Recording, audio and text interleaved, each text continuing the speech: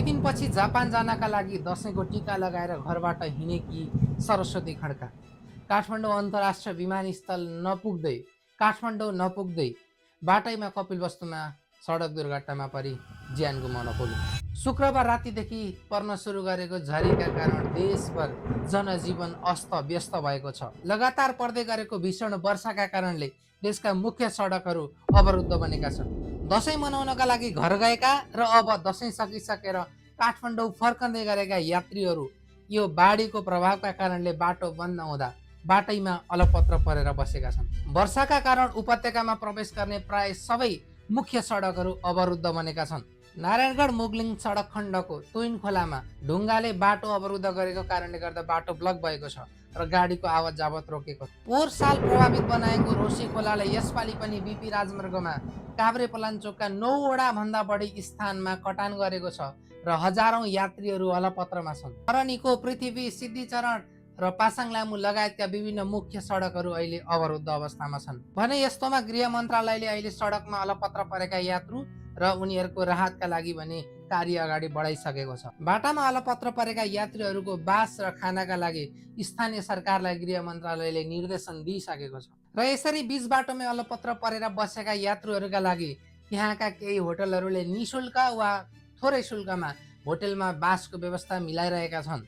काभ्रे, धुलीखेल, चितवन र कोशी राजमार्गमा पर्ने यी होटलहरूले यस्तो किसिमको सेवा दिइरहेका छन्। गृह मन्त्रालयले सबै स्थानीय तहलाई आपतकालीन समयमा सहयोगको लागि अपिल गरिसकेको छ, निर्देशन दिइसकेको छ। चितवनमा भने यात्रुलाई होटलमा 75% डिस्काउन्ट दिएर होटलमा बासको व्यवस्था मिलाइएको छ र स्थानीय तहले पनि बाटोमा अलपत्र परेका यी यात्रुलाई स्कुल तथा सार्वजनिक भवनहरूमा बासको प्रबन्ध मिलाइरहेको छ।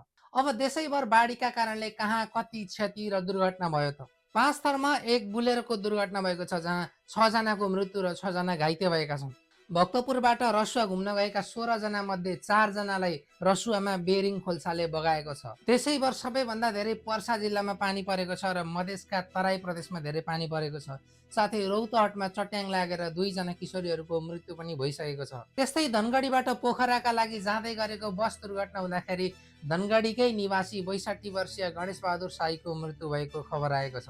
त्यस्तै नेपाल प्रहरीको समाचार कक्षका अनुसार मैले यो भिडियो सामग्री तयार पारिरहँदासम्म पछिल्लो 24 घण्टामा 13 जनाको मृत्यु भइसकेको छ र अझै पनि यो डाटा बढ्ने क्रममा छ र अझै कति बेपत्ता छन् अहिलेसम्म पत्ता लाग्न सकेको छैन। अविरल वर्षाका कारणले मध्य प्रदेशका सबै जिल्ला र बागमती प्रदेशका केही जिल्लाहरू रेड अलर्ट जोनमा परेका छन्। मकवानपुर, बारा, पर्सा, रौतहट, धनुषा र सिन्धुली जस्ता क्षेत्रका 19 वटा भन्दा बढी क्षेत्रहरूमा पानीको बहाव रेड जोन भन्दा माथि पुगेको छ र खतराको संकेत बढेको छ। अब देशमा यस्तो ठुलो विपद बढिरहेको छ र यो अवस्थामा अहिलेको हालको अन्तरिम सरकारले के कदम चालिरहेको छ? अहिलेको यो अन्तरिम सरकार जुन उद्देश्यका लागि बनेको थियो त्यो उद्देश्यका बावजुद अहिलेको विपद व्यवस्थापनमा जुन किसिमको सक्रियता देखाइरहेको छ यो एकदमै तारिफ योग्य छ। पुराना हाम्रा सरकार जहाँ पूर्व प्रधानमन्त्री केपी शर्मा ओलीले भन्नुहुन्थ्यो कि बाढी मैले ल्याइदिएको हो, पानी मैले पारिदिएको हो, पहिरो मैले निकालिदिएको हो, साथै मान्छेहरूको मृत्यु भइसकेपछि उहाँ भन्नुहुन्थ्यो थाहै थिएन यस्तो भीषण वर्षा हुन्छ भन्ने, थाहै थिएन पहिरो जान्छ भन्ने, 81 आयो त म के गरौँ।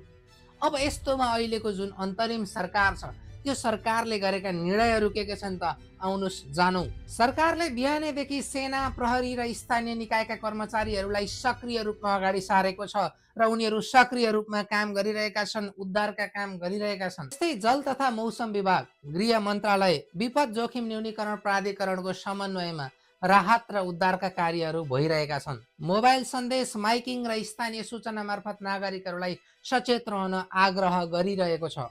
त्यस्तै प्रधानमन्त्री सुशीला कार्कीले यो विषम परिस्थितिमा एउटा भिडियो सन्देश जारी गरेकी छिन्। उनले भनेकी छिन् आपतकालीन अवस्था बाहेक घरबाट बाहिर ननिक्लिनु होला, कृपया घरमै बस्नु होला र जहाँ जति सहयोग चाहिन्छ नलजाइकन खुल्ला रूपमा भन्नु होला, हामी सहयोग गर्न तयार छौँ। त्यस्तै काठमाडौँ सहित वर्षाले प्रभावित पारेका जिल्लाहरूमा 20 गतेसम्मका लागि सवारी साधन आवत जावतमा रोक गर्नका लागि पनि गृह मन्त्रालयले माग गरेको छ। काठमाडौँ महानगरपालिकाले पनि यस्ता विपदमा फँसेका नागरिकहरूलाई उद्धारका लागि, बासका लागि स्कुल तथा सार्वजनिक भवनहरूमा बासको व्यवस्था मिलाइरहेको छ। अविरल वर्षाका कारणले सडक यात्रा मात्रै नभएर हवाई यात्रामा पनि बाधा पुगेको छ र अहिले आन्तरिक हवाई यात्रा पनि पूर्ण रूपमा बन्द गरिएको छ भने केही स्थानमा मौसम अनुमान गरेर भने थोरै मात्रामा हवाई उडानहरू भइरहेका छन्। केही अन्तर्राष्ट्रिय उडानहरू पनि अन्य एयरपोर्टमा डाइभर्ट भइरहेका छन्।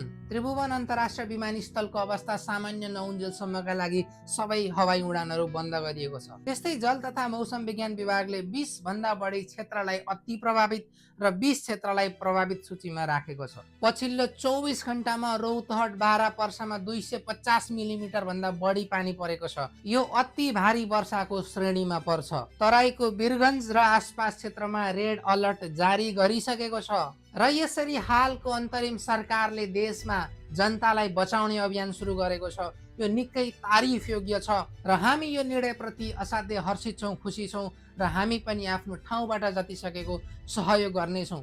यो विपदको घडीमा यो सङ्कटलाई टार्नका लागि जहाँबाट जसरी हुन सक्छ हामीले जसरी सक्छौँ त्यसरी सहयोग गर्न म अपिल गर्न चाहन्छु। अति आवश्यक काम बाहेक अन्य कामका लागि घरबाट बाहिर ननिक्लिनु होला, टाढाको यात्रा नगर्नु होला। बाटो खराब छ, मौसम खराब छ, आफ्नो ज्यान धन रिस्कमा नराख्नु होला भन्न चाहन्छु। सुरक्षित रहनुहोस्, सतर्क रहनुहोस् र असाध्यै इम्पोर्टेन्ट परेको बेला मात्रै घरबाट बाहिर निक्लिनु न अनुरोध गर्दछु। हस्त, नमस्ते।